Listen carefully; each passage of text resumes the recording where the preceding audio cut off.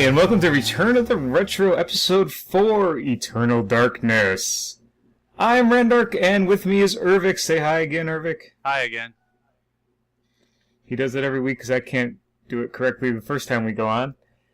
Anyway, we are part of the Geek Insomnia Network, and you should be too. You should listen to all the shows in the network: Late Night Steamer, Minecraft Uncensored, Return of the Retro, and the one that just ended, Geek Culture Happy Hour. Geek Culture Happy Hour is the oldest, I think, of the four, and they just did Super starring Rainn Wilson. So that'll be coming out later this week, and you should go ahead and listen to it. Hopefully there'll be some more shows later. Ignore my cat who's meowing in the background. She's a little pain in the ass. And Ervik, what are we going to be talking about today? Eternal Darkness. Sanity's Requiem. We covered Darkness. That. I know. I wanted you to go into a little more, but fine. If you're going to be like that, we'll just save it for later. You got to bait the hook. You don't want to throw it all out there. Well, I just like throwing it out there. I sausage down a hallway. Oh yeah, I know. Anyways, I remember some of your girlfriends. Yep. Hey, what have you been playing? Playing, well, obviously, as per usual, Eternal Darkness, Sanity's Requiem, which I played on my GameCube. MechWarrior Online, as always. I love stomping around in giant mechs. Still playing Baldur's Gate Enhanced Edition. I've run into a few bugs, but I still am enjoying it quite immensely. Magic 2014, which they just announced the paper version deck list, which I am excited for. And a whole bunch of crap I got in the Steam sale. What'd you pick up? I actually did not go crazy this year. I only picked up about 6 games. I know I got FTL, Binding of Isaac. I've been playing the crap out of those two. I picked up Fez. I haven't installed it yet. Fallout New Vegas, the only Fallout I haven't played. I just missed it for some reason and just never got around to it, so I plan on doing that. Castle Crashers, which was on your recommendation. I still haven't played. And XCOM Enemy Unknown, which I own on 360, but I wanted to give them more money because of how awesome that game is. Castle Crashers is a great side-scrolling beat-em-up. God, it makes me just love the whole genre again. And it's got great co-op that I can't wait to try out with you. That's going to be awesome. Maybe we can do a Let's Play or something. Let people watch us. Yeah. For me, I picked up Shatter, which is a Breakout clone with a lot of new features and stuff in it. It's really good. Faster Than Light as well. On the Rain Slick Precipice of Darkness 4. The Z-Boy Games guys do a real good job with JRPGs. I finished Cthulhu Saves the World and Breath of Death 7. I haven't started Precipice 3, but I got 3 and 4 now, so I'll probably get into those at some point and record videos of me playing them once in a while. Picked up Retrograde, which is it's a mix between a space shooter and a side-scrolling space shooter and a music game. You actually play the whole game in reverse, and it's pretty awesome rhythm game. Picked up Bioshock 1 and 2 because they were on sale real cheap. I was thinking about getting Infinite, but I figured that'll be cheaper if I wait, and I got plenty of games to play now, so I'm not missing anything by not playing that. I may never play it, but I picked up Fallout New Vegas. I still got to finish 3. Every time I get somewhere in it, I'm just like, I've had enough. Let's play something else. Yeah, then you probably will not play New Vegas. I lost my... The problem is I had a good game going in 3, and I lost the save. I must have been about halfway through the game, and then I decided, well, I'll just play completely differently and be a complete dick. And so I was a complete dick to the sheriff in Megaton, and we immediately got into a gunfight. I'm like, oh, fuck, really? I was just going to blow up your town. Now I have to fucking shoot you and deal with everyone else trying to shoot me now? Fuck. Then I go in and I tell the kid his dad's dead. That was awesome. Nice. I picked up Castle Crashers, and Just Cause was 27 cents on Saturday night, so I picked that up. That's one Steam card. Yeah, exactly. All this cost me 18 real dollars. It cost me a little over 30 for everything in total, but 18 of that was actual money out of my pocket. The rest I earned from just selling Steam cards.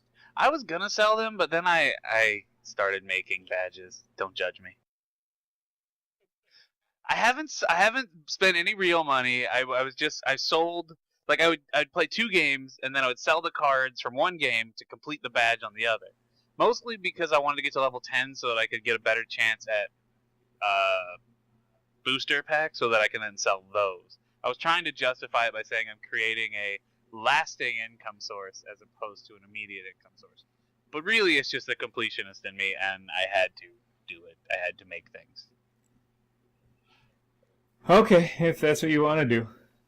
Don't judge me. Did you get the Steam badge for the summer sale? I did it once. I didn't do it because each badge, I don't know if you've looked into it, you do 5 times for like the max, and I did it once. Really? Yeah, each badge you have to do 5 times. That's not including the foil version of the badge, which can be done. Yeah. It's a whole thing. I got to level 10. That's all I really wanted. So the rest of my cards I've been hawking, but I did build some badges. And I've actually been holding on to all the summer sale badge cards. I'm going to I put one up today for $1.50, and I'm just going to wait to see if those keep climbing and that eventually sells. And if it does, then I'll throw the rest up there for that price and see what happens. It's not a bad idea. Because now they're you can't earn them anymore, so now the supply's just going to go to hell. It's true. That is true. So, I noticed that was happening with games that either had cards released or were on sale for the day. They went right into the hole as far as how much the cards were worth.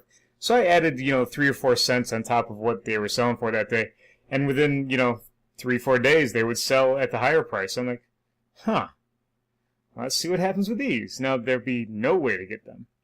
Well, they should. I'm hoping that works out. They'll probably top out somewhere before. I mean, I doubt they'll get to like $20 or anything. But yeah, you'll probably get $1 or $2 for them. So for me, I've been playing Eternal Darkness as well.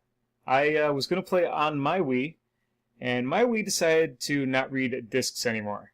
And I tried cleaning it. I watched a bunch of YouTube videos to try to figure out how to clean it. I have, the right stuff to do it. I even, at one point, took a burnable CD, put a cleaning cloth on the end of it, put a old credit card on the other end so I could stick it in there and scrub a little. And nothing. It just won't come back. I'm not really willing to send it into a Nintendo to have it fixed when I can pick up a used one for $60. But I did borrow my mother-in-law's Wii to end up playing this game. That's one of the reasons the show's late, is because I couldn't get started for over a week after we finished the last episode. Also been playing Animal Crossing New Leaf. I was addicted to the game. I'm starting to not be as much. Maybe it's because I don't have any friends on 3DS, and this is a big social game. But, yeah, it's okay. It's still fun to play. I've gotten to the island, and some of the stuff to do there's fun. Some of it's not. I don't know. It just seems like I'm doing the same thing every day, and I'm getting kind of tired of that. Yeah. That's what it does. I picked up The Walking Dead and immediately started playing it to earn the cards. And wow, if you watch the show and are a fan of the show, you will love this game. If you don't mind point-and-click adventures. Yeah, I mean, it won for an episodic downloadable game. It won tons of best of the Game of the Year award type stuff last year. Surprisingly, it shocked a lot of people how good it was, and the fact that it overcame a lot of really big budget $60 box games. I was impressed with how fast I cared about the characters. And that's one of my biggest complaints about movies that come out lately. Like, Black Hawk Down. Black Hawk Down, you're supposed to care about the characters. Josh Hartnett is really in there, and he's in the firefight, and you just gotta want him to get him home. I gave 2 shits if that fucker died or not in that movie. And this game, Walking Dead, it's amazing how fast I cared for all the characters, except for the old bastard, whatever his name was. Yeah, you're not... I wanted to shoot him in the mouth. You're not really supposed to, I don't think, care about it. They do eventually, I don't know how far you got, but they eventually try and make you, at least try and make you sympathetic, if not like him. You're supposed to kind of understand where he comes from. I always thought he was an old racist dick. Nope, he's dead. So you got to that part. I made the choices where he's dead. She tried to talk me into liking him. I'm like, no, he's a fucking cockfighter. He eventually, I'm pretty sure, dies no matter what you do. I think you can kill him earlier, but I don't think there's a way to save him in the long run. Could be wrong. I killed him in episode 2. We talked about me playing the Steam trading card game. I also picked up BioShock, and I started playing that for the first time. Have you read Atlas Shrugged? Forever ago, yeah. Rapture is Galt's Gulch. Oh yeah, I mean, yeah, that's that what is my utopia, and I would love to have lived there before Plasmoids. That would have been awesome. Well, yeah, but you see what happens to that utopia. Evil Walt Disney happened. That dude is evil Walt Disney. If you haven't figured that out yet, Nope, I haven't. He's straight up. He doesn't do it. He doesn't like build a theme park or anything. But that dude is just evil Walt Disney. He looks like evil Walt Disney. It's hilarious. You want to take us into our news? News. Let's see what we got on the docket for today. Oh, did you see the mod for Half-Life that lets you play the whole game with co-op? Not a mod, I guess. Reimagining? It is a mod for Half-Life 1 right now.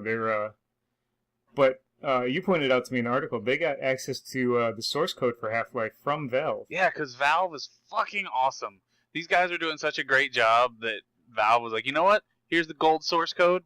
They give them the code to all of Half-Life 1 and both of the follow-up expansions. Which is awesome.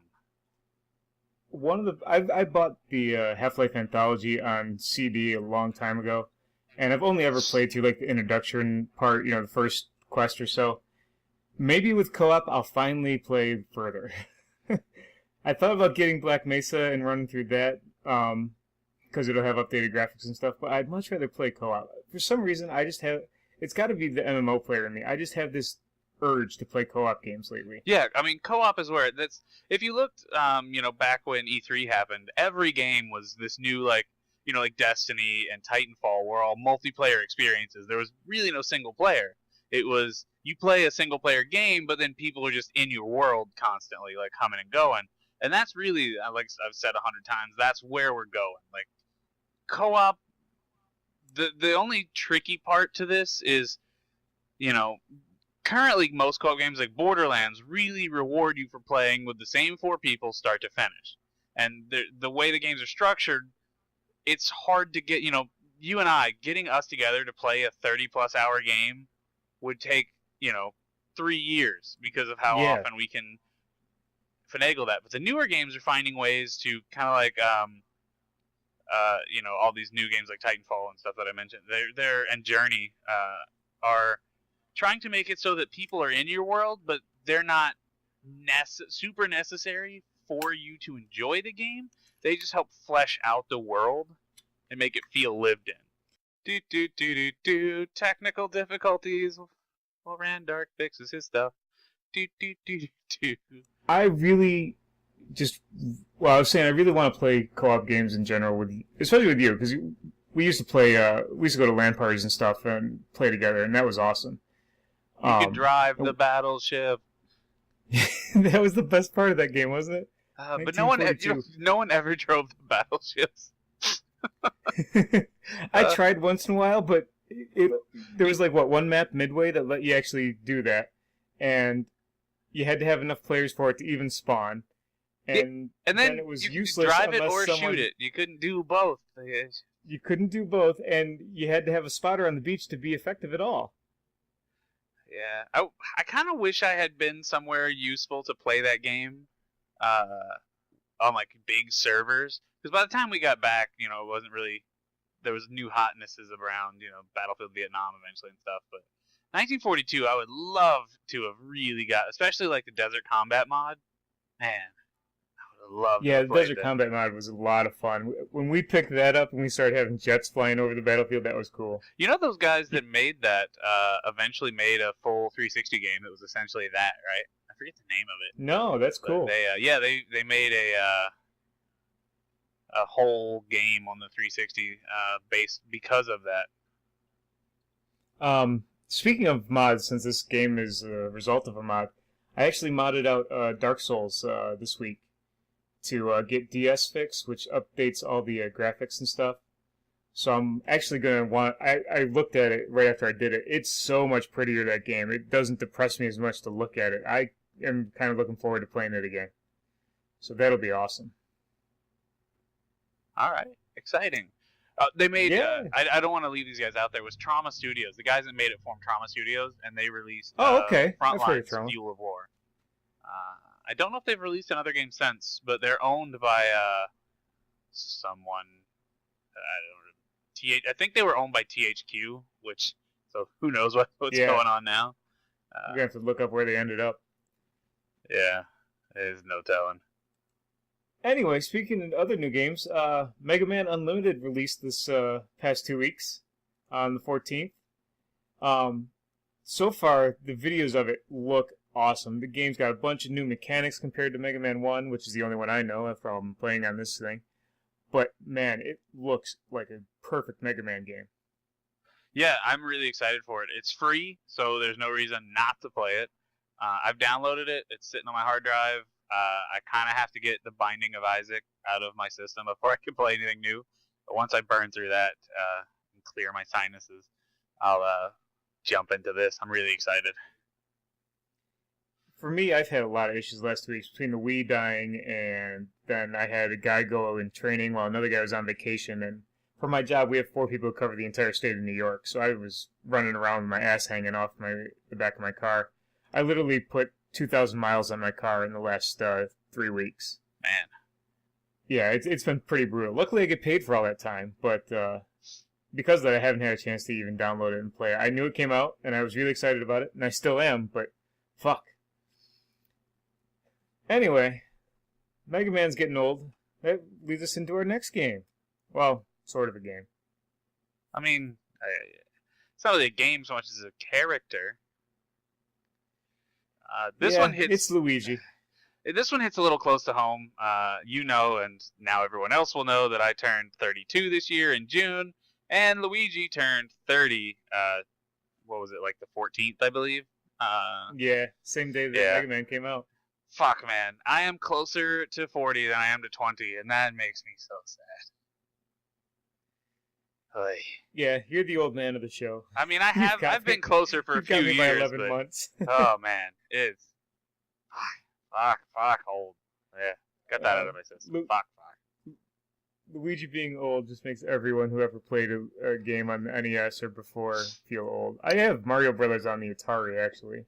If I remember correctly, didn't the...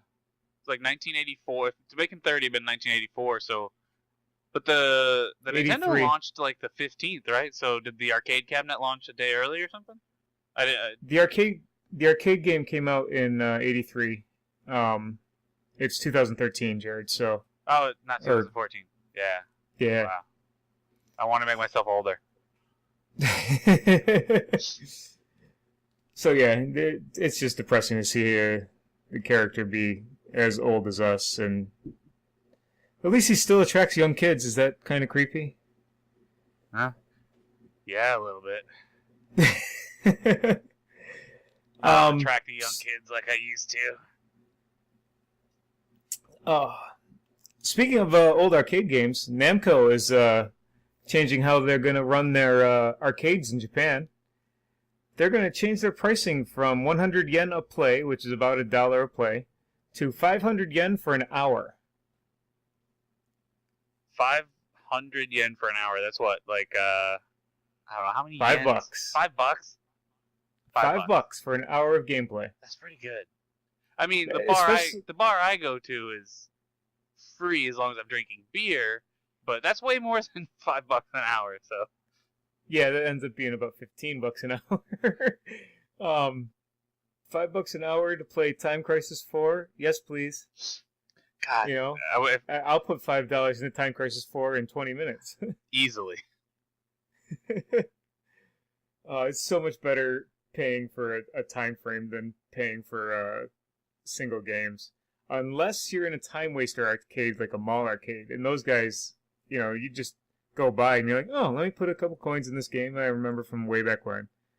But more and more arcades are becoming destinations versus just, drive-by time wasters. You don't really see a lot of the drive-by time wasters anymore. It's more of like you get a mecca kind of where they bring a lot of them in, and it's a draw in and of itself.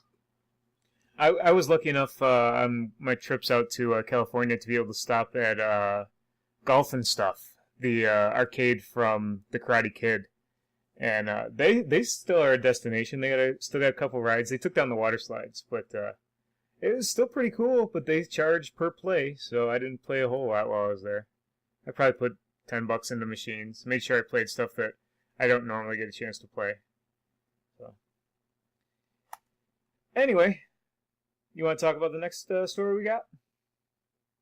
Oh man, yes, please. Crazy Taxi, which is one of my I'm not a big racing fan or driving fan, but Crazy Taxi scratched an itch I didn't know I had back in the day. Like wildly flailing around, murdering pedestrians while trying to earn the most fare is fun. And they're now porting this. Sega's bringing this to the Android devices, which is fantastic because, as we all know, Android devices support controllers, so you can play this the way it was meant to be played and not with some touchscreen nonsense. I mean, I guess you can play with touchscreen nonsense, but why would you want to? Yeah, right now it's out on iOS devices, and you can play touchscreen nonsense. I just hope that Namco goes back and edits the game so you can play... Is it Namco? No, Sega owns this game, right? Yeah, this is a Sega game. I hope they go back and fix it. I mean, they put all the hand controls into the Sonic games and stuff. Because iOS 7 will have support for game controllers. Yep. They're trying to take over the world one device at a time. So, rumor is they're going to be making some kind of game console eventually, and that's why they're an iOS game console. Yeah, they need to watch the Ouya a little more because right now, the best game developer on it has made like $30,000. Yeah, they haven't announced anything yet, but they've been contemplating it for a while as the inside rumor. So we'll see what goes down with that. Which for me, Steve Jobs is rolling over in his grave. He did not want games. They are completely out of ideas that he came up with at this point. I mean, it's been almost 2 years since he died, and now they're just, oh, what's Android doing? Yeah, let's do that. Yeah. Because they're getting outsold. I mean, when it comes right down to it, everyone can make an Android phone, and only Apple makes iPhones. And if you ever get burned by Apple just once, you're going to leave. I just had my roommate switch from an i4 to a Galaxy S3. Not even the newest one, because she didn't want to pay that much, but she went out and got an S3. I'm still running. I got the iPhone 5, which is my first iPhone. I was an Android guy up until then. I did a few Windows phones, the early Windows phones, which were terrible. I had one of those as well. Oh, they're so bad. Hopefully they fixed it, but I haven't tried one of the newer ones. I honestly switched this contract cycle to an iPhone just to give it a whirl. I've got Android devices in the house if I want to play on them. So I was like, you know what? I'll swing it. I can't. There are things that iOS does really well. There are things iOS does really poorly. So it's 6 to 1, half dozen the other. I think at the end of the day, Android's probably a little bit better, but I like both. I have an iPhone for work. I have an iPhone 4. It's really locked down with what I should be doing. I mean, I have access to the market. I can get whatever I want. But one of the first things I do when I get a new Android phone is I root it because I like to be able to back up my phone to my desktop or wherever I want to put the stuff. And, I don't get pirated stuff on it. I do like to emulate on it, but I don't get anything pirated. And one of the problems I have with the iPhone is that, Deus Ex right now has a game out. It's the next one in the series. But if you have a jailbroken device, if you want to have freedom on your device, they don't let you shoot guns in the game. And that's a little extreme to me. You can't shoot the gun because you may have stolen it, not even if you have. I mean, that's a bit messed up. Yeah, DRM's a whole different beast that we could do several podcasts on. So yeah, I'm basically an Android supporter. My whole life is basically on Google. A lot of this podcast is done there. Yep, we're looking at Google Docs right now. Yeah, I started making that was on the crapper on my tablet, so enjoy. Nice. Can smell the freshness. Anyway, back to Crazy Taxi. I used to play this in the arcade that was literally across the street from the barracks. Yeah, and me too. I would either go over to play this or Medieval Madness, which is a great pinball game.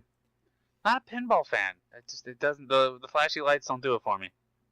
No, I love pinball. I love the way it feels. I love the replay knocker when you get that to go off. I love multi-ball. It's so frantic and just makes you go nuts. And if you watch someone who's truly skilled at the game, it's amazing what they can do. I don't doubt it. I'm not hating on pinball. It's just it doesn't do anything for me personally. Like I've tried, I just can't get down. Have you seen Special When Lit? It's a movie No. about professional pinball. It's like The Wizard, but for pinball. It's more like Chasing Ghosts, but for pinball. Okay. Yeah. It's pretty good. It's worth your time. It's on Netflix Instant. Check it out. But yeah, anyway, back to that arcade. That arcade had a lot of weird stuff going on. Next door was a club, and every night was a different night. And I used to, would only want to go when it was country night because I hate rap music and there was no real rock night. So I'd hang out with all the country girls there, and they basically had their own crew and stuff. And I was trying to get into it, and everyone just basically ignored me. Felt like high school again. I never went to the club on base. I just got drunk It a literally bunch. was the same building. But in between, you could get chili fries, and those were excellent. I did have some chili fries. That was the same building as the Officers Club, right? No, this was... I don't think the Officers Club was in that building. It was pretty big. It was called the Pier or something like that. Yeah, Pier 502 or something like that. that's where the Officers Club was in the back ass of that thing. Oh, okay. I never realized. I always just hung out in the arcade or the club side. At least the club had pool tables, so, when they ignored me, I had something to do. Yeah, the barracks had a pool table in it and a Marvel vs. Capcom machine, which I never played because I'm terrible at it. Oh, how are you terrible at Marvel vs. Capcom? You just jam on the buttons. Because everyone else knows all the moves, and I was jamming the buttons. I actually, that was the first game I bought for the Dreamcast was Marvel vs. Capcom 2. I love that thing. But we were in different barracks, but at basically the same time, and they're basically identical buildings just next to each other. And I had Tekken Tag Tournament and Gauntlet Legends. And I loved Gauntlet Legends, but man, was that a coin sucker. Wizard needs food badly. Yeah, exactly. But when we upgraded to the... did we go to the... No, we went to 800s afterwards, not the 500s, right? It was 6th and 8th. When we went to the 800s, the newer barracks were much nicer, but had more people to a room if you were full, which kind of sucked. Especially if you were in the last bed, because everyone else got this like big walk-in closet, and you got this tiny stand-up locker. But they had Puzzle Bobble. And I don't know if you've ever played Puzzle Bobble, but there used to be a PopCap game that was a Dino Egg game where you shot little bubbles up. Yeah, same game. It's great. I have it on the main cabinet. It's so much fun. It's the one game I can get the wife to play with me. Nice. Speaking of games the wife won't play with me, she will not play NHL 94 with me, but it's making its triumphant return in NHL 14. Hooray! With updated graphics, but the same gameplay. It's 20 years old, and that also makes me feel old. It should, and this is still not enough to get me to care about hockey. This actually might be enough to get me to buy a next-gen system. Wow, that's impressive. No, like, none of the awesome bitching games did it for you. It's this 20-year-old graphically updated hockey game. Watch Dogs is close to doing it, but that game does look great. But this kind of just pushes it over the top.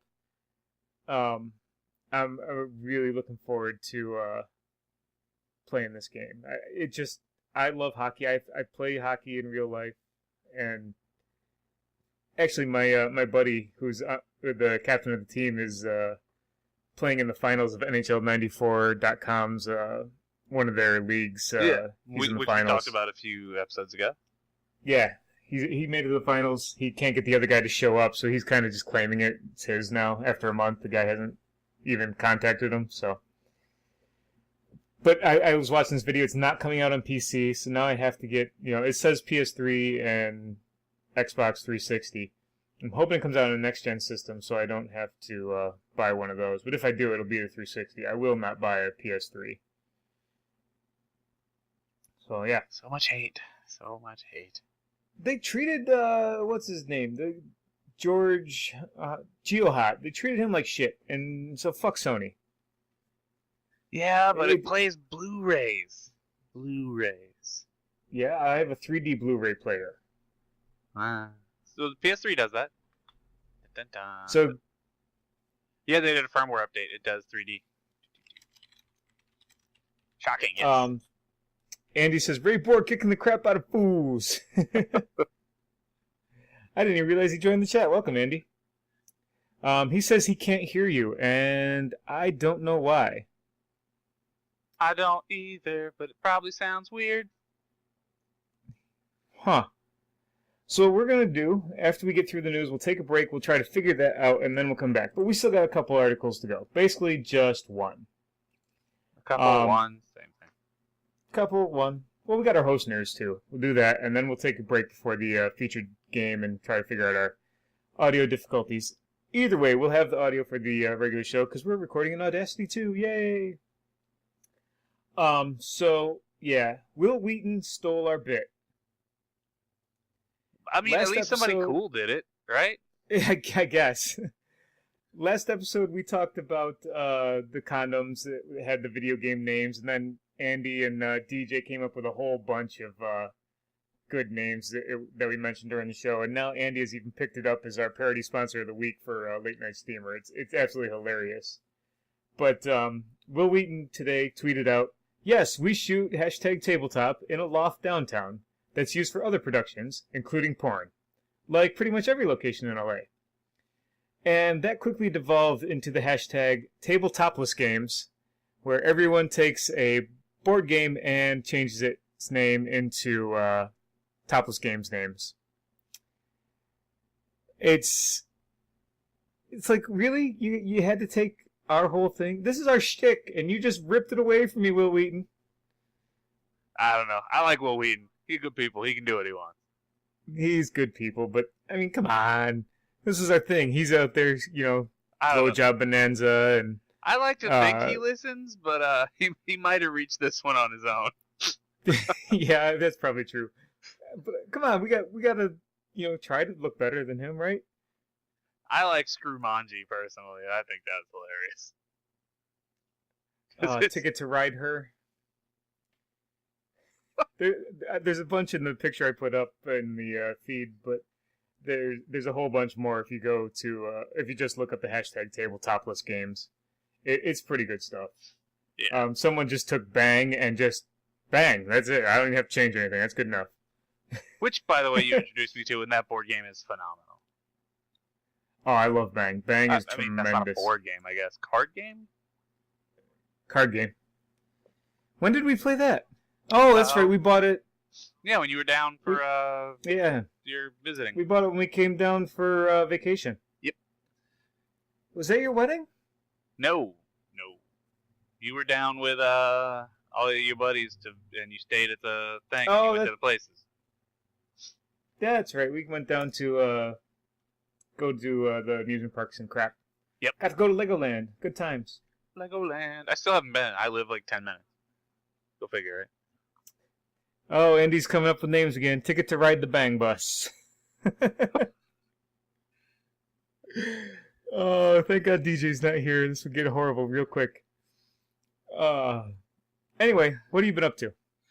Well, aside from playing all the stuff on the Steam sale and working my ass off, I've been unloading all of my 20 years of worthless tchotchkes from a lifetime of working at GameStops and getting free shit and whatnot. So I've been hawking stuff on eBay and stuff. I don't even need the money. I just want the shit to not be in my house anymore. I own too much stuff. It's too much. Well, I wish I had the time to get rid of a lot of stuff, because I also have too much shit, and it needs to be cleaned up, and even in the basement, there's coal down there from when the last owner had the furnace replaced and never bothered to clean up, and I want to clean it all up to start the arcade, but fuck me, just haven't gotten down there to do it, and it's been uncovered for over a year now. But I am way too busy right now to do it. Like I said, I was running all over the state of New York fixing crap, and the good thing about that is they pay me to drive, and mileage and time, so I'm saving up money quickly to get to that $2,000 that the wife wants off the credit card, so that I can go ahead and buy my new i7 machine that I'm going to build. That'll be awesome. Nice. And that'll mean quicker editing of the podcast and more and better video. So, yeah. It will. Snazzy. Yeah, we're gonna go ahead and take our break now, and then we'll come back. Ervik has a story, and then we'll get into Eternal Darkness.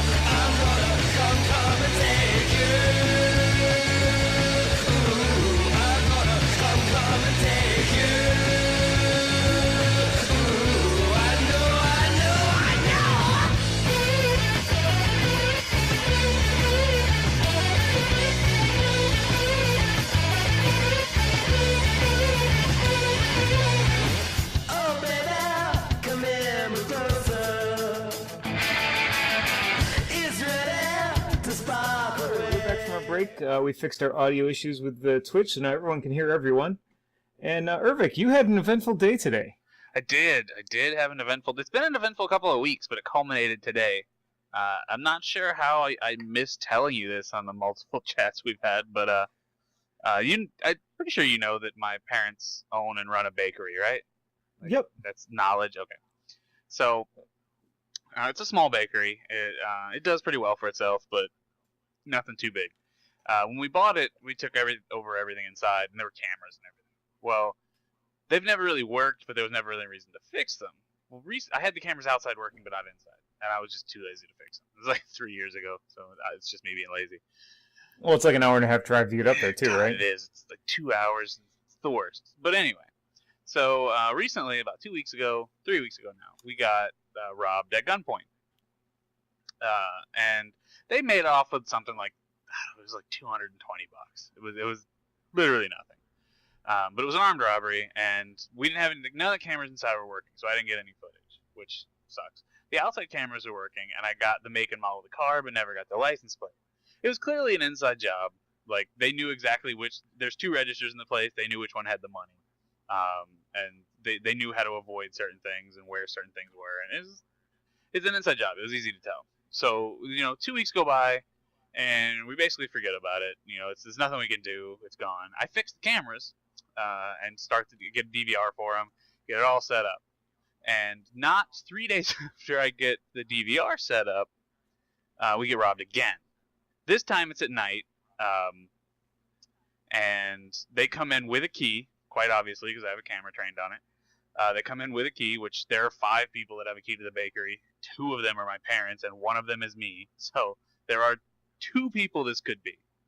All right, so the person comes in, and they spray paint all the cameras, which, I don't know if you know, you have to get really close to a camera to spray paint it. Yeah, that is I watched that on, like, bad TV shows, and, like, duh, it's recording, asshole. So they come in, it was a girl. She's got like a hood up, but she looks directly into the camera in all 4 of the cases and spray paints them. Then they proceed to break into the office, where I put another camera that they don't know about. So they break in, they get in, and they see this camera about halfway through the robbery. It's just up in the corner, and I kind of hid it a little bit, and I spray painted it to match the wall and stuff. It's not super hidden, but it was enough that, so they see it, and she walks over and spray paints that one. Well, she doesn't spray paint it good enough, and you can still see through it. So they steal the entire safe, like, big safe. I mean, and there's only like $700 in it. The safe is worth more than the total value of cash in the safe. They just take the whole thing and go. The girl on the way out drops the safe on her foot, which I get to see on the camera. So the next Oh, morning, that's awesome. I've got remote access to all this. So as soon as it happened, I pulled it up, and I had already texted my mother like, "Who did it?" I was like, "This is the girl that robbed you." Well, the next morning, she calls in sick to work, saying she stubbed her toe in the yard, and sends a picture of her toe to my mother's cell phone, which clearly looks like someone dropped a safe on it. Oh, this is great. It just gets better. Keep going. Right? So, she comes into work like 2 or 3 days later, and we've been talking to the cops, got everything sorted out, and she comes into the office, and the first thing I do, because I came up for this part, because I don't want to leave this in the hands of my mother, so I'm up there, and I have the 6 employees that work for us in a line. I'm like, "Look, guys, one of you robbed us. I'm not gonna point fingers in the middle of everybody, but we know who it was. Don't just come talk to me. This is." Let's not make this a thing. Come talk to me. So the next day, the girl, and I was like, you got 24 hours before I start sending the cops after you. So the next day, the girl comes in, and she immediately confesses, starts crying, and the whole 9 yards. And the first words out of her mouth is like, "Can I pay off the damages?" It's like, you know you don't work here anymore, right? You robbed us. So the only question I had for her was, did she rob us the first time, the armed robbery? She was at the bakery when it happened, but I was like, this is really big coincidence. Did you plan this other robbery so that you would be there? And she said no. So she confesses the whole thing, and I immediately I call the cops, because up until this point everything we had was circumstantial. There's no 100% ID on any of the cameras. It's pretty easy to tell. And the cop shows up, and she immediately confesses, and I'm like, well, thank God, because your confession to me meant nothing in a court of law. I'm glad you told the cop. This is way better for me. So they take her in, and the other person that was involved in the robbery was someone who used to work for us. And when they went to get her, and when they went to arrest her, the car she was driving was the getaway car from the armed robbery. So, oh man, turns out her boyfriend was the guy that did the armed robbery. So now, for those of you not in the state of Florida, if you use a gun in a robbery, it's a 20-year minimum sentence. If you are involved in that crime, in a gun crime, in any form or fashion, you are just as guilty as the people doing it. So even though the other 2 people didn't hold a gun, they're all going to do 20 years in prison for less than $800 cash. And that's the safe had $700 in it. They only got $300 out of it because they only pried up the corner and shook out the change. Anything that was in a bag is still in the safe. So they got less than $600 if you don't count the $300 that was still in there, plus about $1,000 in damages because they ruined all the cameras and the safe, and they ripped the floor up, tearing it out, and they broke both doors. But these people and then her hospital bill, the one girl's hospital bill, was more than the entire take to get her foot fixed. So she actually ended up in the hole and is now going to do 20 years. So the moral of the story, guys, is don't rob people for $300, and don't do it where you work. Come on. So I spent my whole day up at hearings for all 3 of these people, and before it goes to trial, testifying that yes, this footage is footage I captured, etc., etc. So that's my day as a 3-week story that culminated in my day sitting in a boring ass courtroom for 6 hours. Are you gonna have to go back up for the trials? The lawyer said probably not. The footage will stand on its own. They may call me back in, but hopefully not. Oh, that's freaking brutal. So yeah, and yet another one of the insane Florida stories that you guys can all enjoy for later. Oh, that's freaking great. Anyway, let's get on with the game of the week. Speaking of insane. Oh yeah, good transition. Good podcasting. Andy thinks Florida is literally insane. He goes, crocodile rape? Sure, why not? Alligator rape, man, come on. Don't be racist. But there's crocodiles too. You have zoos. There's trees. There's birds. There's squirrels. It's not called crocodile land. It's alligator land. And it's sweet. Anyway, Eternal Darkness, Sanity's Requiem. This game is a survival horror video game. It was released for the GameCube on June 23rd, 2002. And yes, we're going to consider the GameCube retro because it's 2 generations old now. So deal with it. Essentially, it is in the natural. Essentially, it is the natural progression of point-and-click games into a 3D environment. Would you agree with that? Yeah, I'll give you that. Okay. It was developed by Silicon Knights and published by Nintendo, and directed by Denis Dyack. Dennis I'm Dyack. assuming he's- Dennis Dyack. Are you sure he's not Canadian? I don't know if he's Canadian or not, but I know his name's Dennis Dyack because he's batshit insane, and he's the reason 2 Humans sucked. Well, he's not. He's not the reason 2 Humans sucked. He's kind of like the older version of Peter Molyneux. He promises like really awesome big things, and then doesn't deliver. But because of how good Eternal Darkness was, which we're going to get into how awesome this fucking game is, they gave him a few chances, and he kind of failed at all of them. I just have a real problem calling anyone who spells their name with 1 N for Dennis, calling them Dennis. It's not Dennis. It's Dennis, if you're going to go with that. And don't get me wrong, and that's he's pretty close a pretty to good penis. guy. He's just got a pretty bad rep. He's pretty vocal in the media, and he's kind of done it to himself a little bit, but he's very hot-blooded, and he'll argue at the drop of a hat, but he makes some good stuff when it all works out, but then when he doesn't, you get 2 Human. That game sucks. I guess I just watched too much hockey. Dennis with 1 N is Denny. Anyway, Eternal Darkness received a lot of awards when it came out. There was a ton of great reviews for it. I don't know why this seems like a good number, but I guess it is. It sold 17,748 copies in Japan as of the end of 2006, which I guess is good on the GameCube, because it was in Wikipedia as being something to be proud of. So, yay. It won the Outstanding Achievement in Character or Story Development at the Annual Interactive Achievement Awards. It was nominated for Console Game of the Year, Innovation in Console Gaming, and Outstanding Achievement in Art Direction. It also earned the Day of the Tentacle Cthulhu Award at GameSpy's Game of the Year Awards. It was a Metacritic score of 92. That's really tough to do. Metacritic, it goes high, but anything into the 90s is ridiculous. In 2006, Nintendo Power ranked it as the 101st top game on Nintendo systems. IGN put it as the 96th best video game of all time on all systems. So apparently Nintendo Power thinks it's better than all other systems. And in 2009, the official Nintendo magazine had it listed as the 48th best Nintendo game. So Nintendo Power and the official Nintendo magazine need to get their shit straight. And this game was ranked as the 7th best game for the GameCube by XPlay in 2006. XPlay was on G4 TV, right? Yeah. It was the Adam Sessler and Morgan Webb vehicle. Okay, I thought so. Morgan Webb, she was hot back then, but it doesn't do anything for me anymore.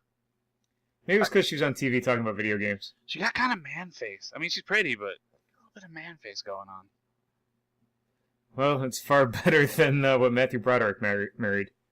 Of course. For the record, Dyack is Canadian, so maybe we Americans just say his name wrong. Aha!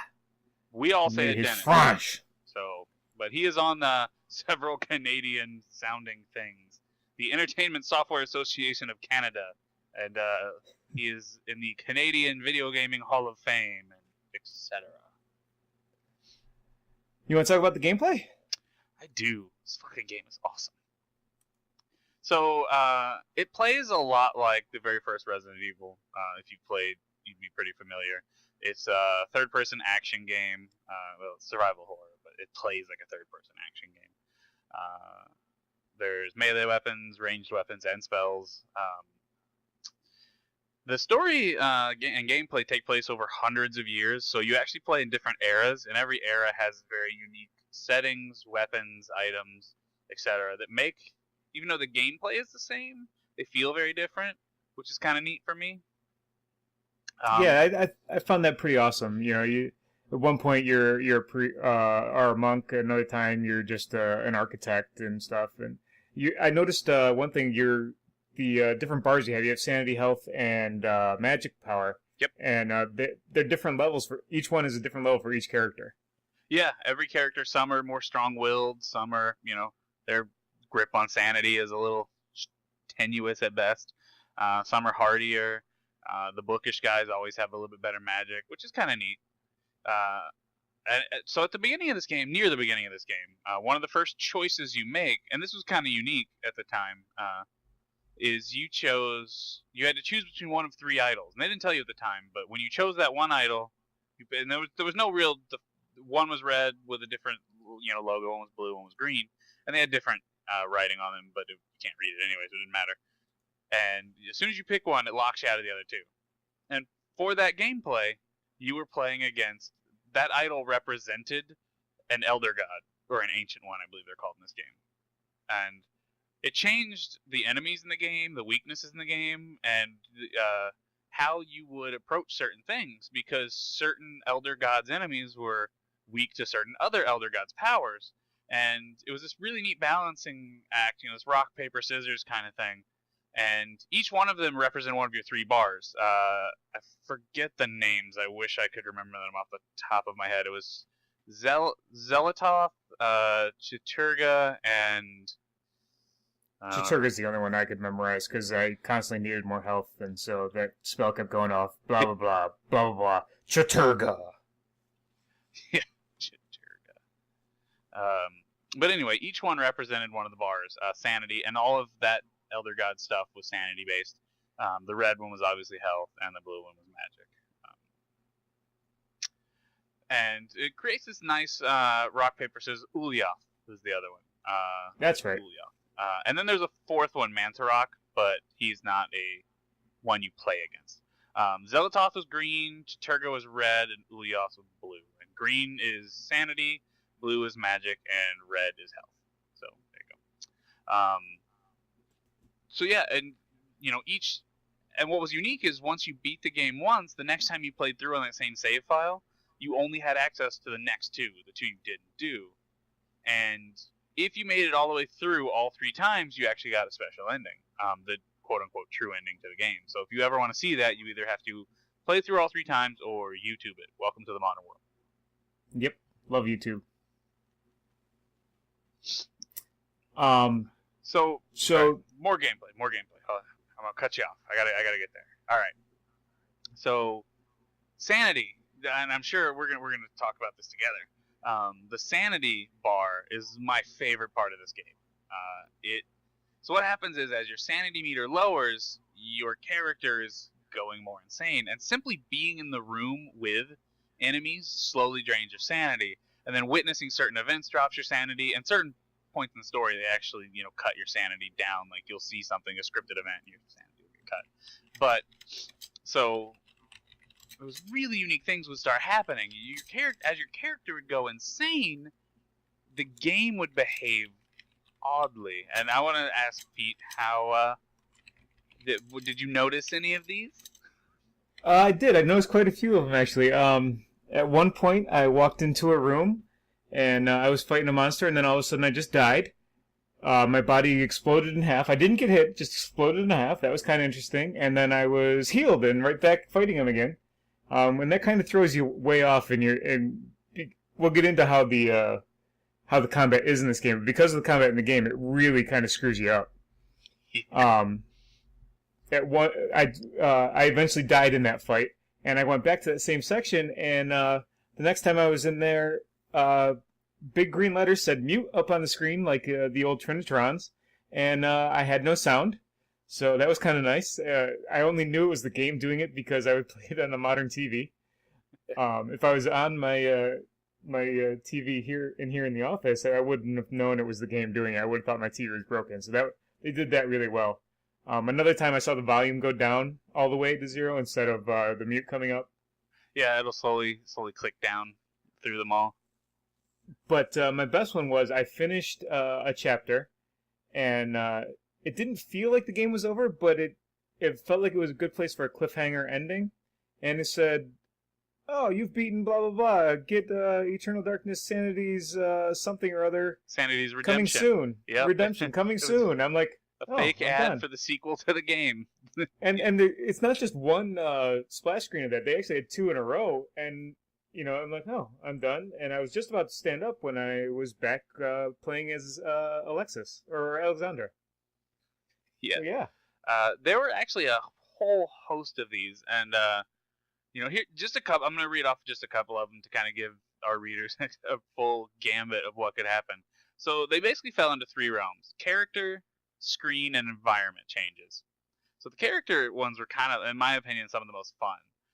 One was your character would turn into a zombie, wander around the screen for a second or two, and explode. If you cast a heal spell on yourself with low sanity, sometimes your character would just explode. And keep in mind that these were temporary. This wasn't permanent. Like, the game would rewind a second and fix it. But you eventually would start losing health if once your sanity meter got so low. So enough of these would actually kill you. But so sometimes your character would shrink or grow, a la Alice in Wonderland. And sometimes when you were shooting an enemy, your character would do an immediate 180 and shoot a bullet hole in the screen, which was kind of fun. Oh, wow, I haven't seen that yeah. one. I really would like to. My favorite is sometimes when you're reloading, the gun will go off and you'll shoot yourself in the stomach and die. That's like my favorite. The screen ones, you've seen a couple of these. The TV turns off, the volume will lower, the sequel, Sanity's Redemption, will come up. There was a blue screen of death that looked like your GameCube had crashed. It showed a really long error message, and it would fix itself quickly. The game would reset. In the middle, it would just show you that the very first loading screen with the Edgar Allan Poe quote, and it would read it in that voice, and then it would go back to the game. Oh, that would freak me out. Yeah. The camera will list, and the image on the screen will be tilted, kind of like 45 degrees, and it will look all off, which is fun. And that one I didn't notice until I was fighting a big boss monster on a what's it called, on a checkered floor. I guess I just was tilting my head as it happened, or something, but I didn't notice it until I could actually see it real easily with the checkered floor. Nice. Yeah, that one threw me off a little bit. And my favorite of the screen examples is occasionally a bug will crawl across your screen like a fly, and it will look like it is crawling on the inside of your glass, of your TV, which is fun. That's really cool. And then there were the environment ones. Sometimes blood would start oozing out of all the walls, and if you would melee the wall or shoot it, blood would gush out, kind of squirt. Oh, really? Yeah. Because I've seen the blood everywhere. I just never did anything with it. Yeah, if you go whack the walls, it'll bleed more. Sometimes the world will be upside down, and you'll be walking on the ceiling briefly. Sometimes the character will shrink into get sucked into the ground like quicksand. And sometimes the statues will follow you, kind of like the Haunted Mansion at Disney, the inverted little statues. And my favorite was you would go to save the game, like a save screen would come up, and your only options were delete and delete, and you couldn't get off the screen. You had to click delete, and if you tried to back out, it would say, "Do you still want to delete your files?" Like it literally wouldn't let you get away without delete. It didn't actually delete, but yeah. So I really dig the sanity effects in this game. Even I was worried that some of the game's charm would wear off the second time through because I would know they were coming, and it had been so long I forgot some of them. I quickly caught back on, but I still really enjoyed them actually. One of the things I really enjoyed about the game, as far as gameplay goes, the puzzles start off very easy to figure out, and it wasn't until I'm almost at the end. It wasn't until almost the very end that I needed to look one up. The progression of the puzzles was very well done as far as, teaching you what we're trying to do with the game and how the puzzle should be solved.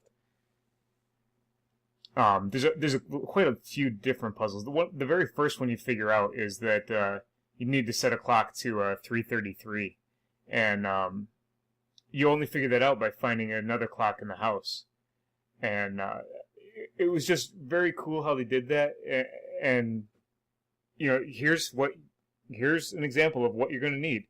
And you can go and explore a whole bunch of different rooms until you find a clock to do it on, and it was just great. Want to talk a little bit about the story? I can go ahead with it, and then you can chime in with whatever you want to say. Yeah, go ahead. Do your thing. So you play as Alexander Rovius. I don't know, or Roivas. I'm sorry, Roivas. She's a young blonde woman who has been called to Rhode Island to identify her dead grandfather, Edward Royvis's remains. The body is completely mutilated. If you were watching the video version of the show, you would have seen what that looked like. But she identifies him by the ring on his finger as an old family heirloom. She thinks the cops are incompetent, and she's determined to stay and find out what happened to him. That seems to be a running theme as you play through the thing, that the family wants to know what the hell is going on with this giant mansion they own. Which, it's nice that, you have that ancestry that you get to play through. You get to play through at least 3 generations that I have so far of the Royvis clan. So that was kind of cool. And all in different times. So it really was helpful to get that history, and it was good character development. But from there, you take over her experiences in the house, and you play through chapters of the Tome of Eternal Darkness. The Tome is what gives you the magical powers in the game, and your goal when you're playing Alex is to go around and find different chapters to read through. The game forces you to progress in a linear motion through the chapters, or at least in number order. They're not necessarily in chronological order. But you can't solve future puzzles until you get through, the chapter as another character, which I think is it's good and bad. I would like a little more freedom to find things, but at the same time, they don't do it in a bad way. They give you things from the chapters, which is why you're able to solve the other puzzles. It's not that you wouldn't be able to if you had those things. It's just you will get those things until you go through the chapters. So the very first chapter, you play as Roman Centurion, which you're seeing now in the video. And there's a bunch of other groups involved. I mean, it starts with the Romans. There's a group nobody expects. The Spanish Inquisition! Nobody expects the Spanish Inquisition! Except and me, you go all the way I up. played before, so. You go all the way up to play as Edward, the grandfather. At least that's as far as I've gotten. I'm playing as Edward right now. I imagine I'm right towards the end of his chapter. I'm fighting a monster in the basement. You're almost towards the end. There's only one more character after that before the last chapters. Andy in chat says, "Put him in the comfy chair." Yeah, I was looking at a walkthrough because, like I said, I had to look up a couple puzzles. Mostly, I looked them up because I wanted to get through a little more of the game before we did the broadcast. So I looked, some of the puzzles that just were holding me up, I looked up. The one that held me up the most was because of my background in electronics. You never you never do anything to destroy a fuse or bypass one or anything like that. I'm not going to give away exactly what you got to do, but yeah, that because I know that rule in electronics and electrical work, it really stopped me from progressing in the game for a good 20 minutes, if not an hour. Well, you should have known that you can do it. It's just frowned upon. It'll work. I actually remembered it as I was looking it up. I never actually got to the part because I just found IGN's text walkthrough. Yeah. And as I was scrolling through it, because the hashtag markers weren't working on my tablet, I realized as I was going through, what do I got in my inventory? Oh, crap. Yep. But yeah, the storyline in this game, it really just drags me back into the game. It makes me want to go play. The other night, right after Late Night Steamer, I couldn't wait. I love broadcasting with the guys on that show, but I couldn't wait for it to be over to get back into the living room to play more of this game. And that was last night, 2 nights ago. That was 2 nights ago, and I finished off the big monster there. The way the game unfolds is pretty fantastic. It's not linear. As you play through, you're kind of skipping around, and it takes a while for you to really figure out the greater mystery and what's kind of going on. And even then, you don't figure it all out until you've played all the way through 3 times, or YouTube the ending or whatever. So I really, really dig the story in this game. It's very, if you want to say Cthulhu-esque, Lovecraftian, yeah, you're right. The ancients are very old god. Distinct flavors on this, but they are essentially Cthulhu monsters. The one thing I lost my train of thought. Poop. Anyway, What did you think of the music? It's really atmospheric. It's really creepy. It's forgettable once you're out of the game, but it works really, really well in the game at what it's doing and building the tension and atmosphere. So I think they did a really good job. There were several times that I was just, walking around the mansion as Alex. And yeah, I had air conditioning blowing on me, and I'm going to say that's what sent the chills up my body. But I'm not convinced that was all that was doing it. I think the music really helped create a great atmosphere for the mystery of the game.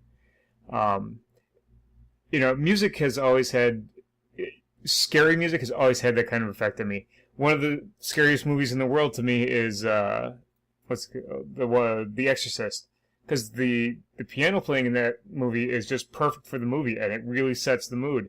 And because of that, it just creeps me out when I saw the movie. When I was a little kid, I saw The Day the Earth Stood Still, not the crap new one, the original, and I literally begged my dad to turn it off because of the music. It just creepy music has always had that effect on me. And this game, it didn't make me turn it off, but there were a couple times I was like, oh God, what's going on? Why is the hair on my arm standing up? Did you have any experience with that, or did you just enjoy the setting? No, I was Think not back to your first time playing, because whiny baby. No, I'm kidding. Oh, thanks. Yeah, thanks. No, this Appreciate game actually that. creeps the shit out of me, and in a great way. This game is creepy as hell. The music, the atmosphere, the story gets you in that mood. The insanity effects. If you're gonna play this game, turn the lights down. Enjoy it. Really get into the fear factor, because that's part of the experience. My living room is the darkest room in my house, short of the basement. But in the afternoon, it's kind of light. But most of the time I play after everyone went to bed, and I just go in there, have all the lights off, just me in the middle of the room, and actually a folding chair, because the cord won't reach the couch, and just sitting there in front of the 55-inch, like, oh God. Yeah, man, I love this game. We haven't gotten to the part where I tell you how much I love this game yet. There's actually a sequel in the works. Did you read about this article? Yeah, it's a spiritual sequel. They don't have the rights, but this is what prompted me to kind of suggest this as this week's thing was the Kickstarter that's going on for Shadow of the Eternals, which is Dennis Dyack and his new company. It's not Silicon Knights. It's Precursor Games. They're trying to make a sequel to this game. They don't have the rights, obviously. They lost pretty much everything when they lost Silicon Knights, and I think Nintendo might actually hold the rights to this, but I'm not certain on that. But they do want to make... we're going to get nailed with copyright charges. Yeah. They do want to make a sequel, spiritual sequel, and I'm all for it.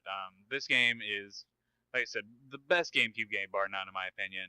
The best thing Dennis Dyack's ever made, and he did make Blood Omen: Legacy of Kain, so that's saying a lot because that game was kind of awesome.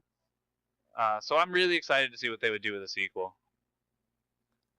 Just from playing this game, I will give them at least enough for a copy of the second sequel, or the first sequel, I guess, for a copy of the game. I'm hoping that it'll come out on Steam, because they said it was going to be Wii U and PC.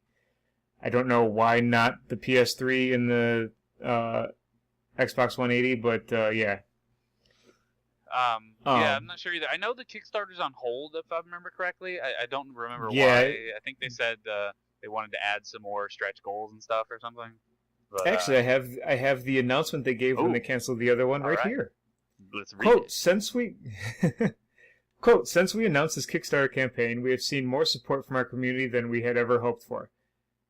This is me saying something right here. They wanted 1.2 million. They got 0.2 million on the Kickstarter and their campaign that was through PayPal. So I'm not sure where he's seeing the support. But anyway, back to the quote. Along with this support has come a host of new exciting opportunities that will make the game better than we envisioned. As a result, we have chosen to temporarily take down the Shadow of the Eternals crowdfunding campaigns on both Kickstarter and our own website on Thursday, June 6th. So they're going to add more stuff, which probably will mean they'll need more money. And they had a real hard time getting money the first time, so I don't know what's going to happen. Maybe I hope they're paying attention to stuff like the Wasteland one and the sequel to what's the game? Planescape Torment, the spiritual sequel to that. I really hope they can pull it off. This is one of my favorite games of all time. Definitely my favorite survival horror game. And I hope they can pull it off. There's actually a really good interview with Dennis Dyack, and there's a podcast that I listen to called Weekend Confirmed. I know I've mentioned it to you before, Pete, but it's Garnett Lee and a couple of the old crew from like One Up, and I think a couple of them. Zav is on there from like Joystick Games. But anyway, they got Dennis on in June, I think it was. I'll have to hunt down the link so we can put it in the show notes or whatever. But there's a really good interview with him pimping this game and his new role at Precursor Games. And he's kind of his big thing is he's always been really hands-on, really vocal, and people find him a little overbearing, kind of. So he's actually stepped back in his role at Precursor. He's not the CEO of the company like he was at Silicon. He's like creative. He doesn't actually have a job title. He's mentions that in the interview, but he's taking a step back, and hopefully that lets him focus more on this game and really push it. Because I cannot stress how much I love this game. I'm right there with you. This game was tremendous to me as well. We have a new section about these retro games I wanted to start doing. You want to talk about how well this game held up? Sure, absolutely. The graphics, I feel, held up better than I expected. They still look dated. I mean, it's GameCube, so it's not like PS1 graphics. I think the GameCube did a little bit better job than that. But what really helped this game... Well, GameCube... What was that? The GameCube was part of the PS2 generation. Well, so. Yeah, but, much like the Wii... It was a little underpowered. Xbox 360 generation. But Nintendo's been underpowered since the 64. We've had a lot of really good-looking games on the GameCube, though. I think they really did wonders with the technological limitations of that system. This game holds up fantastic. I love almost everything they've done. The graphics are the one part that kind of don't hold up, but everything else is so good that it makes up for it. They do a wonderful job. Every enemy glows kind of with the power of its god. So they're outlined in kind of a almost like veiny glow, which really helps you identify them. The combat is you like that veiny glow, don't you? I do. The combat is really clunky, much like the original Resident Evil. It was one of the first forays into like that 3D gaming space, that third person kind of deal. But there's an ability in this game to lock on to an enemy, and you lock on to the nearest enemy, and then you can cycle. But you can also target body parts because certain enemies have weaknesses of certain. You have to cut off their arms or their head or legs or whatever. So the ability to lock on with your weapons, your firearms and your melee weapons, really, really, really help get over the clunkiness of the combat. And I don't know if it was foresight that helped them do that or if it was just, brilliant thinking. But it works really well and keeps the combat from feeling too restrictive. The only time you really run into issues is that's what Fallout 1, Andy. Shoot him in the dick. You always aim for the dick. But yeah, I think all of that really helps to sell this, and I love the immersion of this game. As you mentioned, the book that what's it called? The book. Tome of Eternal Darkness. That's your menu. That's where you go to do your spells. So everything's very immersive. You never have to like pop out to a real menu.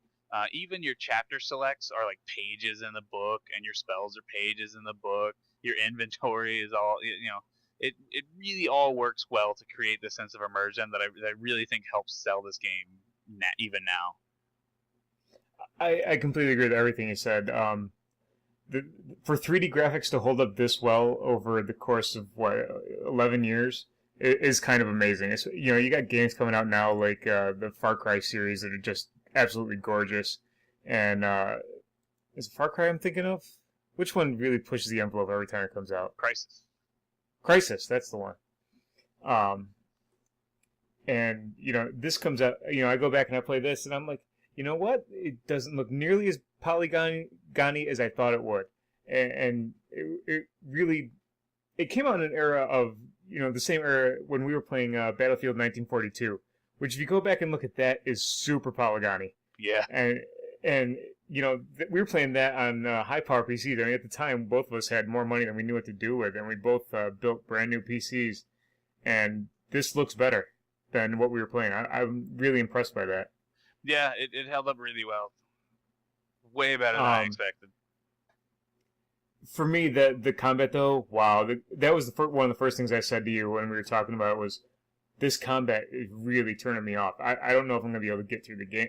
Game was one of my thoughts. But quickly you learn, there's a lot of trying to use swords down corridors, and you quickly learn that if you aim for the head, you do an overhand chop, Yep. and the ceilings are never too low. So that was the easiest way to kill things in the Chop tight them in the head. I'm corners. telling you that the lock on saved the combat. The combat is terrible without the lock on. You gotta have the lock on. Absolutely. If your right trigger's broken on your GameCube controller, you're screwed. Yeah. You want to talk a little bit more about your experience playing the game? I mean, I've gone through it so much, but yeah, I'm gonna do it again. It's like I said, this is Lovecraftian in its roots.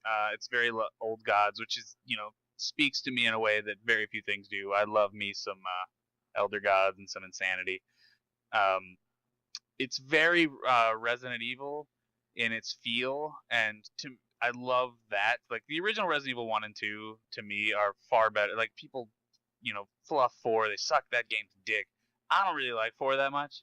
To me, it's all about 1, and 2, and to a lesser extent 3. But Nemesis. Anyway, this game is really, really reins in and makes you reminisce to Resident Evil 1. And much like that game, I feel like the shoddy controls help build a little bit of the tension in the game.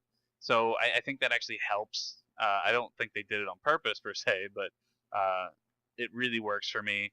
I love that every time you play the game, if you choose a different old god, you get a kind of different experience. It's not vastly different, but all the enemies are different. They have different weaknesses.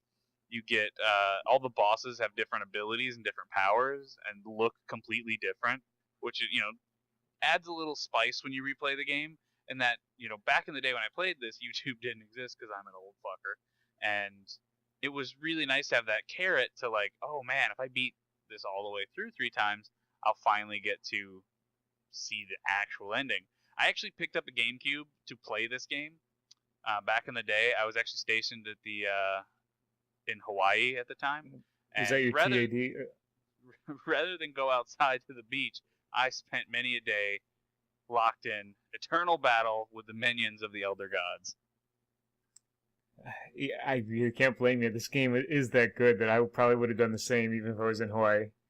Like I said, my first impression was the combat was fucking terrible.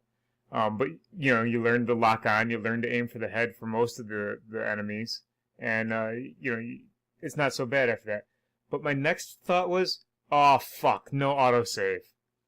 There were at least 10 times I had 40 minutes or more logged in without a save, and I would screw up something and die, and I'm like, oh, you son of a bitch. And it's so rage-inducing. I can't believe I still have a controller. Oh, that autosaves are one of the best things to ever come to games like this. Whatever, you used to playing retro games. You should be used to no save. You know how many times I had to leave my damn Nintendo one for a week to beat a game?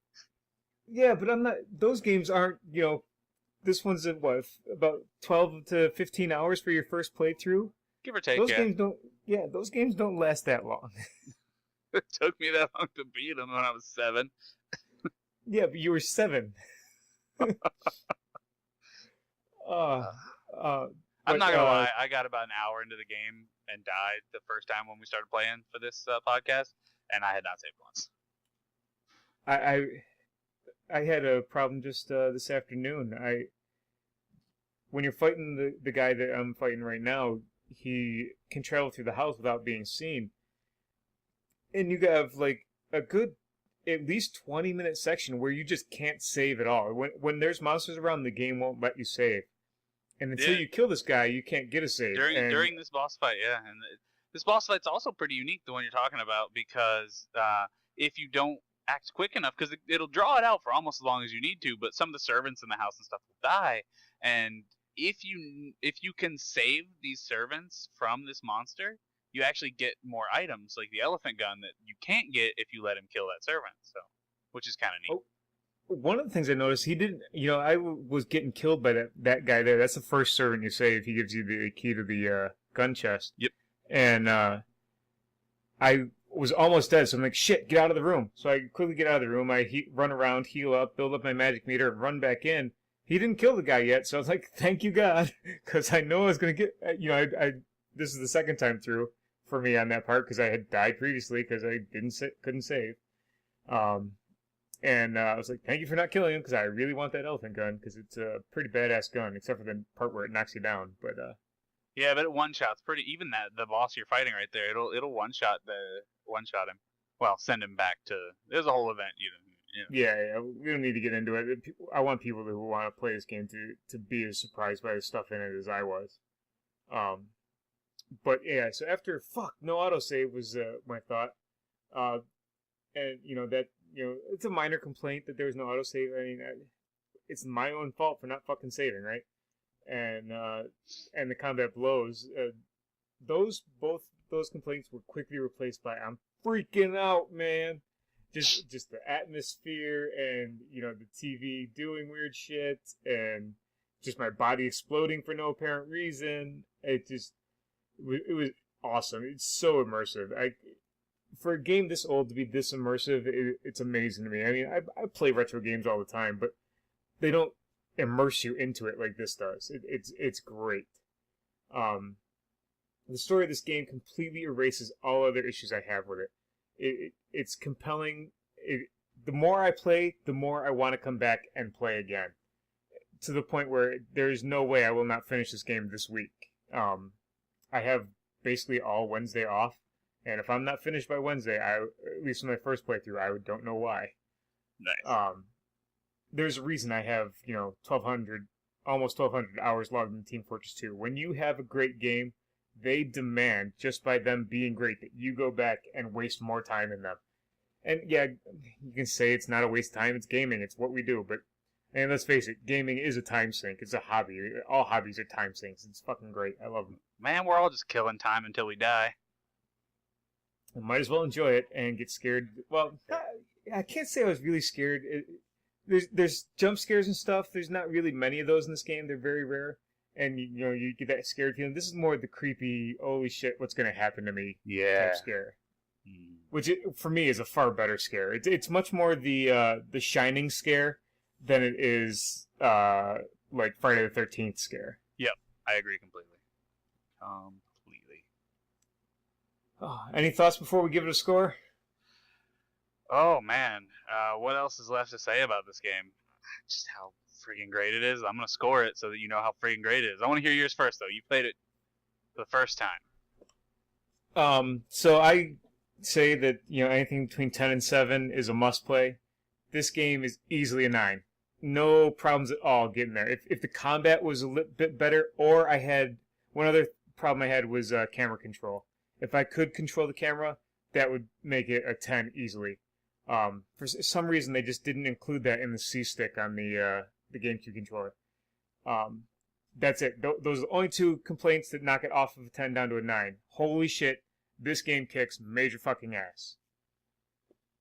Yes, completely. This, for me, is a 9.5, and the only reason it doesn't get a 10, the only reason, is there are two very specific boss fights that the controls kind of fuck you in, and the only reason they do that is because you're fighting a stationary object that you're moving around in 3D space, and because of how clunky the controls are, it's hard to be precise in this manner. But I'm gonna knock it half a point for that. I don't want to. No, fuck it. You know what? This game's a 10. If you don't like that one boss fight, suck it. This game is a 10. Those two boss fights are annoying, but this game on the whole is just tits. I agree. It's tits. It's a 10 for Jared and a 9 for me. If you have a GameCube and you're looking for something to do with it besides be a small boat anchor, go find this game. I found it the day I went looking for it, but it cost me $25. It's $25 in the Steam sale will get you 7-8 games, worth every penny of it, worth every last penny I paid for it. Yeah, it's really, if you have to emulate it, emulate it. Play it with a controller though. But I firmly believe that this game should be played by everybody. It is a little like it was kind of a sleeper hit, so it's actually that's why it's $25. It's kind of hard to find a Yeah, copy, not impossible. If you Google it, you'll find a couple copies on Amazon or eBay and stuff. But it will cost you a little more than your average retro game. Totally worth it. Oh shit! I almost forgot to ask you. You haven't gotten to the part yet, but there are a couple things in this game. You mentioned earlier in the podcast that is a point and click brought into the 3D world. Very inspired. Much like old King's Quest games, there's a couple objects in this game, a bunch, but two really, that are game changers. That if you miss them, you just fucking miss them, and they make the game about 1 billion times easier in the last end. So I'm curious if you found them or not. I don't know if you'll know because you haven't gotten there yet, but specifically there are 3 statues. I won't tell you where they're at, but there are 3 statues, one for each Elder God, that if you find them all, give you a weapon eventually that is so much easier to beat the final boss with. If you don't have it, you have to constantly enchant your weapon. I think I have the sapphire and the ruby. If so I'm missing probably jade or emerald, I'm assuming. Yep, and it's super easy to miss. They're hard to find. But if you get all 3, you get an enchanted gladius essentially for the final fight. That's really the only place you use it, and it makes the game a lot easier. It's not impossible to beat with help, but it's one of those nice little kind of hidden things. Like if you're not paying attention, there's also a rune for the 4th. If you remember, I told you there's 3 elder gods that you fight, and there's a 4th one, Mantarok, that exists in the game, and he's kind of the pivotal point in the game. I don't want to ruin anything for people who play him, but his role is different. His rune exists. You know how you get one for each elder god that you can make spells out of? You can find his rune, and it's stronger than all the other runes. It actually it works as a nemesis to all the other colors. There's a couple things we didn't mention about the magic system and combat. What did you prefer as far as combat? Did you use melee mostly, or did you use a gun or whenever projectile? I could, firearms, but obviously the stuff that takes place in realms where fire or the times where it doesn't exist. I had to use the melee, but the firearms tended to be a little easier with the lock on anyway. I avoided the firearms as much as I could. I wanted to use the swords. It was easier for me to lock on. It took, I didn't have to go around searching for ammo. I could just, grab the sword, hack the thing to bits, and move on. And the other question I had for you, Poop, I'm losing my thoughts. It's been a long day. What were you saying just before I asked you these questions? Stuff about spells? Items you can make? Oh, yeah, magic. The ability to find spells before you find the scrolls that give you the spell is awesome. So if you take the time to experiment with the runes, you actually get more powerful spells than you should at that point in the game, which can really help you along, especially if you can pick up the shield spell ahead of time. It's also super useful on your 2nd and 3rd playthroughs because it helps speed the game along if you're just trying to get through. You'll find the spells, because the way the magic system works, we didn't really go into it, and I apologize, is the magic system allows you create spells from runes, and you have to find each individual rune. And there are 3 different levels. There's 3-point spells, 5-point spells, and 7-point spells. And there's room for 2 more. There's not 2 more power levels? No, there's not. It's 7 is the highest. There's other stuff that goes in there, like Mantarok rune and a few other things. Okay. But essentially, once you get all these bits, you can cast any spell that can be cast with those, but you have to experiment. You can also find spell pages that give you the, quote-unquote recipe for a spell, and let you do it that way. And you can hot button spells. You can have like 1 spell on a hot button and then a couple other on your little item D-pad. There's a whole thing, and you'll switch back and forth. But there's a ton of spells in the game. But the ability to let you customize, so if you miss a spell scroll, you can still cast that spell as long as you found all the bits to cast it, kind of thing. And you can get spells way earlier than you should be able to, because the scroll won't appear for 5 chapters, but you have all the bits to cast it now. So it doesn't teach you how to cast the shield spell till halfway through the damn game, but you have everything you need to cast it in like the 3rd chapter. Yeah, and that spell for me is the best spell in the game. It totally prolonged my life when I should have absolutely been dead. Yeah, well, get used to it because the farther you get, the more you're going to need that. Jesus. Well, like we said, I only got one. I'm at the end of this chapter. I got one chapter after that, so. And Andy just linked a $3,000 copy of Eternal Darkness.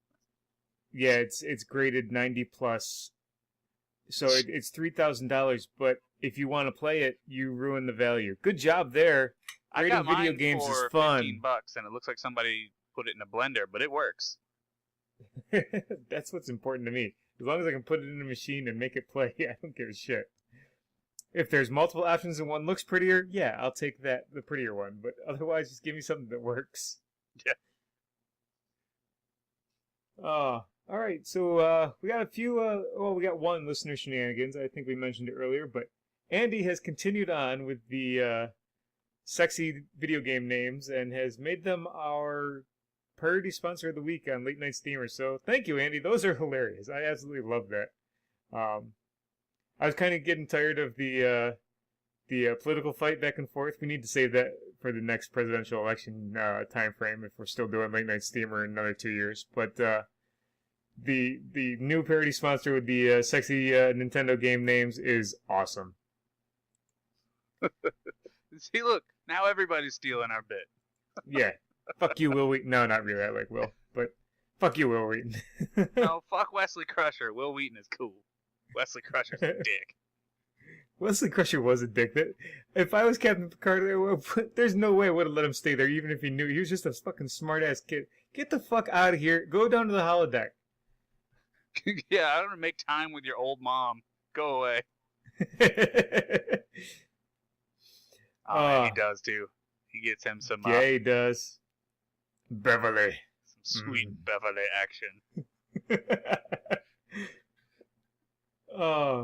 Speaking of Beverly, I don't know why this is going to go, but Beverly's a good name like Daphne's a good name. And we're going to move on to next week's game, which is Dragon's Lair. That was a bad segue. It was horrible, wasn't it? It was so bad it was Sharknado good. Dragon's Lair is QuickTime Events the game. I mean, I've only seen video of it, but I'm really looking forward to playing it. It was animated by Don Bluth, who's just a legend in animation. It's an old arcade game that has been ported to basically everything under the sun. I own the Super Nintendo version. There's a version on Android, a version on iOS. There's just a version everywhere you go. Want to talk about the one you own? The only way I've ever played this game was on a DVD player. That's right, a DVD player that you played with a remote control. Yeah. The tagline on the box I had said, "Relive the arcade adventures of valiant knight Dirk the Daring as he battles his way through a dark wizard's castle on a quest to save the fair Princess Daphne, who has been kidnapped by an evil dragon, all on your DVD player." Oh man, it's the closest you'll ever get to the arcade classic, except for the Daphne emulator, which lets you play the old Laserdisc games on your computer. So well, I may end up loading that up on the MAME cabinet here and playing it that way too. I was gonna say, funny you mentioned that this game, the arcade cabinet for this game, is nearly impossible to find in working condition because it essentially was just a Laserdisc player and a CRT monitor. And those Laserdisc players broke down fairly quickly, so finding a working copy of this game is apparently, according to internet, difficult at best. We're actually going to have a guest host. I just invited Andy, and he has agreed because he has dumped a ton of quarters into this game. So we're going to have our first guest host in episode 5. This is the first game we've played that I haven't beaten beforehand. The farthest I've gotten in this game is like the second screen, because I was 7, and it was on a DVD player. Well, at least, you got to play it at 7. I haven't played it yet. I've never seen the arcade game. I've only heard about it by listening to other retro gaming podcasts, and I've actually downloaded the Daphne emulator and stuff. I just never bothered to load it up. It's not high on my to-do list. But this game does have a sequel, for the record. It languished for almost a decade in development hell, but there was a Dragon's Lair 2 Time Warp, which I've Ooh. never even seen, so that's kind of neat. And Don Bluth, for those of you who don't know, I have to throw this out there. He did pretty much everything you watched as a child if you're 25 plus. Land Before Time, both Fievel movies. He did, if you're like me, you love some fucking Rockadoodle. That shit is the bomb. Is that the one with the chicken? Yeah, Rockadoodle, yes, it's the one with the chicken. And the I evil guess that makes owl that sense, doesn't casts it? magic. Cause why And not? Andy points out Land Before Time 1 through 54. Don Bluth only did the first one, if I remember correctly. I could be a complete liar on that. I only remember him doing the first. He might have done others. He did Anastasia. He did Titan AE. Oh, he did Titan AE? Do you know who else did that? Was Joss Whedon. Huh. Did not. Yeah. And you know who else reviewed that? That would be our friends at Geek Culture Happy Hour. Ooh. Good You segue. should look that one up. Yeah, I'm good with this. Our friends at Geek Culture Happy Hour like Andy. And Fondre, who hasn't shown up for my show yet, but that's okay. Make him feel a little bad if you listen to it later. So yeah, that's about all we got. You got anything else for the people before I take us out? No. Nothing for the people. Of the people or by the people, really. Andy goes, who has 2 thumbs and reviewed Titan AE? This guy. I love Titan AE, despite Drew Barrymore's voiceover work. I said it. I bet Yeah, sucks. I'm not a big fan. I like her tits. That's about it. But I fucking love. I own Titan AE. That's right. I said it. I thought you were gonna say I fucking love her tits. Yeah, in Firestarter, they were the bomb. Is that the one where she takes a shower in blood? Firestarter is the movie that she was in, like, before E.T. Oh, good job there. Yep, young joke. Oh, we're gonna finish the show with another pedophile joke. Thanks, Jared. Or thanks, Eric. I appreciate that. Anyway, I'm taking this out after that. If you want to find out anything about us, you can find our links to Facebook, Twitter, YouTube, Twitch. Everything is available at returnoftheretro.com. It's your one-stop shop for everything else.